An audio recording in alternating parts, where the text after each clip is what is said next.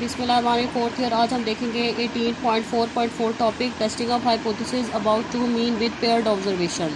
ठीक है, आज हम टेस्टिंग ऑफ हाइपोथेसिस पढ़ेंगे फॉर पेयर्ड ऑब्जर्वेशन। ठीक है, तो अब टेस्ट पेयर्ड ऑब्जर्वेशन में भी आपके पास दो डाटा सेट्स होते हैं। ठीक है, और दो डाटा सेट होते हैं और उसमें भी आप पेयर्ड में भी आप टी डिस्ट्रीब्यूशन अप्लाई करते हैं। ठीक है, लेकिन इसी तरह आप जो एक आपने testing of hypothesis difference mean पढ़ा था, उसमें भी दो डाटा सेट होते हैं। इसी तरह testing of hypothesis for paired observation, इसमें भी दो डाटा सेट होते हैं। ठीक है, तो इन दोनों के बीच में आपस में क्या फ़र्क है कि मतलब अगर आपके पास दो डाटा सेट हो तो आपको कैसे पता चलेगा कब आपने पेयर्ड लगाना है और कब आपने डिफरेंस मीन वाला लगाना है। ठीक है, क्लास इसके बीच में लाजमी आपको डिफरेंस पता होना चाहिए। ठीक है, कि अगर आपके पास दो डाटा सेट हो, सैम्पल साइज भी आपके पास स्मॉल है, तो आपको कैसे पता चलेगा कि कब आपने डिफरेंस मीन वाला मेथड अप्लाई करना है और कब आपने पेयर्ड वाला मेथड अप्लाई करना है। ठीक है, पेयर्ड में तो सबसे पहले डाटा आपका पेयर्ड फॉर्म में होता है। ठीक है, मतलब जो डाटा होता है वो पेयर होता है, आपस में उन दोनों के बीच, दोनों डाटा सेट्स के बीच में आपस में रिलेशन होता है, दोनों डाटा सेट डिपेंडेंट होते हैं। ठीक है, मतलब डिपेंडेंट टू ईच अदर होते हैं। ठीक है, लेकिन जो डिफरेंस मीन होता है वो इंडिपेंडेंट होते हैं। ठीक है, एक डाटा और होता है, दूसरा डाटा और होता है, लेकिन जो पेयर्ड ऑब्जर्वेशन में जो दोनों डाटा सेट हैं वो उन दोनों के बीच में आपस में कोई ना कोई रिलेशन होता है, वो एक दूसरे पे डिपेंड कर रहे होते हैं। और दूसरा जो डाटाज होते हैं वो इक्वल साइज़ के होते हैं इन पेयर्ड में। ठीक है, अगर आपका N1 10 है तो N2 भी आपका क्या होगा 10। मतलब अगर आपका फर्स्ट डाटा सेट 10 है तो सेकंड डाटा सेट भी आपका क्या होगा 10 होगा।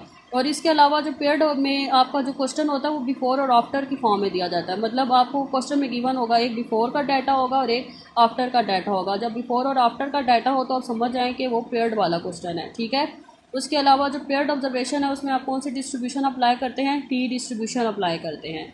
ठीक है, इसके अलावा क्वेश्चन में वो मेंशन वैसे ही कर देता है कि आप पेयर्ड से करें या डिफरेंस मीन से करें। ठीक है, लेकिन जब सैम्पल साइज़ अनइक्वल हो तो डिफरेंस मीन होता है। ठीक है, जब सैम्पल साइज़ अनइक्वल हो तो डिफरेंस मीन होता है, लेकिन सैम्पल साइज़ इक्वल हो तो वो क्या होता है पेयर्ड होता है। लेकिन कभी कभी अगर सैम्पल साइज़ इक्वल हो तो वो नीचे फिर मेंशन कर देता है कि डिफरेंस मीन से करें या पेयर्ड से करें। अगर सैम्पल साइज़ आपका इक्वल हो तो वैसे तो आप पेयर्ड से आपको करना चाहिए, लेकिन अगर आपको नीचे डिफरेंस मीन अगर आपको मेंशन है तो फिर आप डिफरेंस मीन से ही करेंगे। ठीक है, क्लास क्लियर हो रहा है। पेयर्ड में सबसे पहले तो आपका डाटा जो होता है वो पेयर्ड फॉर्म में होता है। इसमें आपके जो दोनों सैम्पल डाटाज के जो सैम्पल साइज़ होते हैं वो इक्वल होते हैं, और ये जो डाटा होता है बिफोर और आफ्टर की फॉर्म में देता है। ठीक है, और इसमें जो डिस्ट्रीब्यूशन लगती है वो कौन सी डिस्ट्रीब्यूशन लगती है, टी डिस्ट्रीब्यूशन लगती है। तो इसके जो वही हाइपोथेसिस के स्टेप्स आप देख लें। सबसे पहले इसका एच नॉट बनता है mu D is equal to 0 और H1 mu D not equal to 0। इसी तरह के आप इसको 1 टेल 2 टेल और 1 टेल इसका हाइपोथेसिस बन सकते हैं।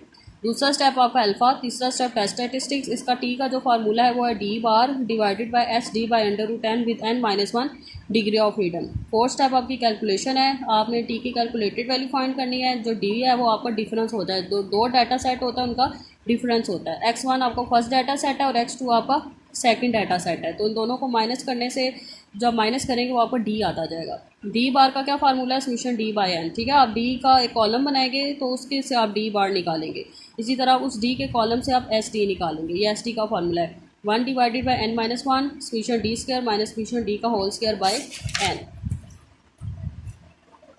5 स्टेप आपका क्रिटिकल रीजन, वही जिस तरह मैंने आपको सब पीछे समझाए थे वही इसमें क्रिटिकल रीजन के वही सारे मेथड हैं। और 6 स्टेप आपका कंक्लूजन। अब हम 18.27 का बी पार्ट देख लेते हैं। अब देख लें जिसका क्वेश्चन में आपको बिफोर और आफ्टर के फॉर्म में क्वेश्चन दिया तो आप समझ आए कि ये आपका पेयर्ड है।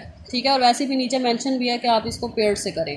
अल्फा आपका 0.05 है, और आपने ये चेक करना है कि जो smoking has no effect on person weight. ठीक है, या आपने अपना रिजल्ट के स्मोकिंग का जो है वेट पे अफेक्ट होता है या नहीं होता। ठीक है, ये आप एंड पे कंक्लूजन में फाइंड करेंगे।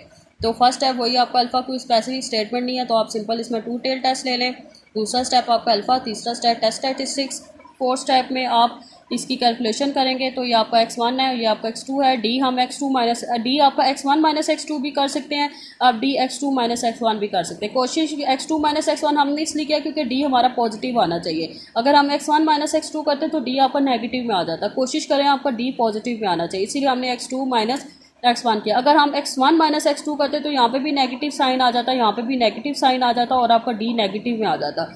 तो हमने डी को पॉजिटिव लाना है, इसीलिए हम डी जो डिफरेंस लेंगे x2 माइनस x1 लेंगे। इससे कोई फ़र्क नहीं पड़ता कि आप x1 माइनस x2 से करें या x2 माइनस x1 से करें, डी आपका पॉजिटिव आना चाहिए। इसीलिए हमने x2 माइनस x1 से किया। हम इन दोनों का डिफरेंस लें, जिस तरह 154 माइनस 148 6, 176 माइनस 176 0, ठीक है। इस तरह बारी बारी x2 माइनस x1 करते जाओ और एंड पे उसका सम ले लें। इसी तरह अब इस डी का स्क्वायर लें और एंड पे उसका सम ले लें, ठीक है। अब डी बार निकालें, समीशन डी बाई एन, ये समीशन डी है और ये समीशन डी स्क्वायर है, ठीक है। यहाँ से डी बार निकालें, एस टी निकालें, टी में पुट करें तो टी आपका क्या आ जाएगा 1.17। फिर stack critical region two tail है तो plus minus T alpha by 2n-1 होगा। तो ये आपकी टेबुलेटेड वैल्यू आ गया है। इसको हमने जब ड्रॉ करके चेक किया तो 1.17 एक्सेप्टेंस रीजन में लाइक आ रहा था। सो जब एक्सेप्ट एच नॉट हुआ तो इसका क्या मतलब है कि smoking has no effect on percentage. आपने कंक्लूजन कर लिया। अब आपकी ये डायरी है कि आपने 18.27 से 18.29 तक ये आपका होमवर्क है और आपने इनको अपने रजिस्टर्स पर सॉल्व करना है। अगर आपको कुछ समझ नहीं आती तो आप मुझसे पूछ लें। अल्लाह हाफ़िज़।